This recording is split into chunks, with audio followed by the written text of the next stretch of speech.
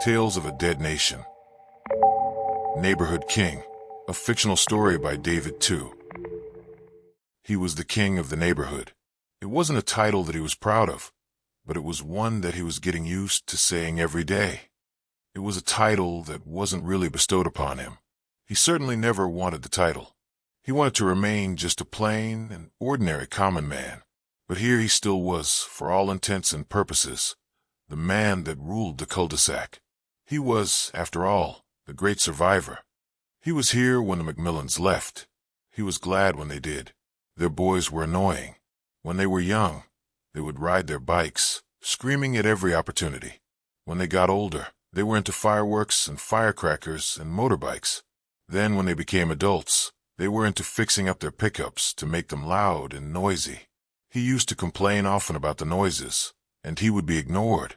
So when the Macmillans left, he actually threw a party. Granted, it was a party of one, but it was still a personal victory to still be here when they left. He was here when the Connors left. He wished that they didn't. The little girls were cute as buttons, and they were always quick to help with neighborhood activities. Everyone enjoyed their charity drives, as many a diet fell by the wayside to their cookies and candies. It didn't last, though, and soon they were gone. He was here when the Towery couple left. They were the professionals of the street. They saw themselves as the up-and-comers in the world of business. That's how they carried themselves, him with his sports cars and Armani suits, and her with her designer outfits and her continual offers to redesign everyone's interiors. They were annoying, condescending, and always busy. Too busy to have kids. Too busy to socialize.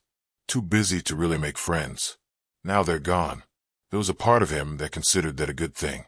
He wondered if their kids would have followed either the Macmillans or the Connors, and shuddered at the prospect of another bunch of noise-making nuisances. He was here when the Millers left. Mother and daughter.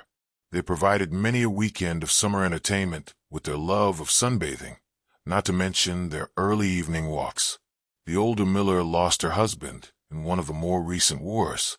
He forgot which one, but both of them were well liked by everyone in the neighborhood, and it was truly a shame when they left.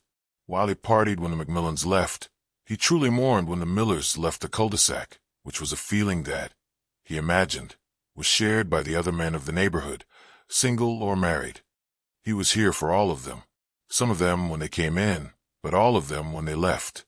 Pious Mrs. St. Germain, whose controlling ways chased away 5 husbands through divorce. She was a veritable witch with a bee, if there ever was one. She would always give a sour look towards the Millers. She was stoic right up to the moment she left the neighborhood. The Betters were probably the best family you could imagine.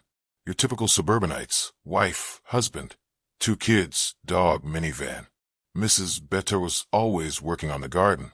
Mr. Bettar would mow the lawn like clockwork. The kids were well behaved. Thankfully, they came in after the Macmillans left.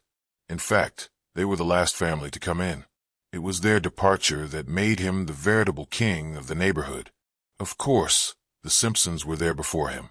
The elderly couple were here when the neighborhood first started. They were the first to move into the cul-de-sac. They were also the first to leave, but they didn't leave like the others did.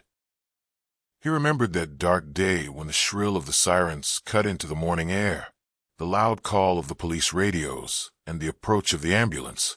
Of course, everyone in the neighborhood came over to see what was going on, and they were in absolute shock when they learned that the Simpsons had died. Mrs. Simpson was the first to go, according to the police. Nobody knew, except for her husband, of course, that she was suffering from cancer, and rather than fight the disease, they kept quiet about it. She simply made fewer appearances out of the house, until finally he couldn't alleviate her pain any more without calling a doctor. But that apparently wasn't an option for them. Mr. Simpson himself had another problem, one which necessitated that they avoid doctors and hospitals. Mr. Simpson's company was on the verge of financial collapse. They had been playing fast and loose with the finances, making one bad decision on top of another on top of still one more, and it was all about to come crashing down. He knew about it as well. He had helped to make it the mess that it was, and all to make the company's bottom line look better than it really was. They had found him at his car, dead from carbon monoxide poisoning. The police believed that he took his own life after his wife died in her sleep. The carbon monoxide detector was intentionally disconnected in the garage, but not the one in the home. That was the one that alerted the police to what had happened. It was the departure of the Simpsons that started the chain of events that would necessitate every other resident in the neighborhood to eventually leave. For whether the residents of the neighborhood knew it or not, Mr. Simpson's mortgage company held the notes to all of their mortgages. Not only would he not be around when his mortgage company would finally collapse, but he also wouldn't be around when the rest of the residents in the neighborhood discovered all the little gotcha terms that were put in, adjustable rates and ballooning payments that were artificially suppressed by him from taking effect until his death, terms that would kick in when those notes were then sold to other lenders to pay off the creditors of his failed company. They would never blame kindly old Simpson, though. The blame would always fall on the other lenders. They would be the bad guys that filed foreclosures on top of foreclosures. One by one, they would all leave after the Simpsons did. Foreclosures, bankruptcies, some even abandoned their properties outright. They all left, but not him. He stayed. He survived because he had just paid off his mortgage before the bottom fell out, and he was smart enough to not rush into a new one. He had a good system set up to keep everything paid and everything running, so he had no reason to change things. Every so often, vultures in suits would come calling. Most of them were realtors that had a friend that could refinance his mortgage. His mailbox was full of junk mail from them, but with times getting increasingly desperate, they started resorting to door-to-door visits. He soon had to post a sign that simply said, "No soliciting," but that didn't stop all the vultures. They still tried. He stared out his front lawn at the rows of empty houses and the row of realtor signs that litter the neighboring lawns like wooden flags. Every so often landscapers would show up at the behest of realtors to keep the lawns mowed, but the doors and windows were still boarded up. The lawns were overrun by weeds. Properly mowed, of course, but still overcome. Flower beds and gardens went barren. Some of the houses were pilfered and stripped by criminals looking for copper and anything else they could sell. Some were sabotaged as a parting gift from the residents and made unlivable for the new owners without some extensive reconstruction. Half of the street lights in his kingdom no longer work.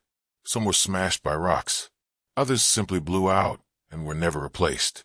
The street is full of cracks and potholes. There is simply no money in the local budget for maintenance. That would have been paid through the property taxes assessed. But with more neighborhoods becoming like his, that kind of maintenance is just not possible right now. He was thankful that all the houses in the neighborhood were on their own well water and septic service. Local run water and sewer services stopped working a few months back. Garbage service stopped a while ago, but he knew where the closest landfill is, and he had no qualms loading up the pickup truck once a week. As long as he still had phone and electricity and his satellite TV service, he was happy. He had thought about moving once or twice, but he knew that as the last existing resident of the neighborhood, he wouldn't be able to sell his home. If realtors couldn't sell all the foreclosed homes on a discount, then they certainly wouldn't be able to sell his home at normal market rates. He was essentially a prisoner of the neighborhood, just as much as the previous residents were prisoners of their mortgages. In the meantime, though, the kingdom is his. A kingdom free from the eccentricities of the old, the recklessness of the young, the pretense of the rich, and the struggles of the poor. Is a quiet kingdom of one, just waiting for new subjects to arrive.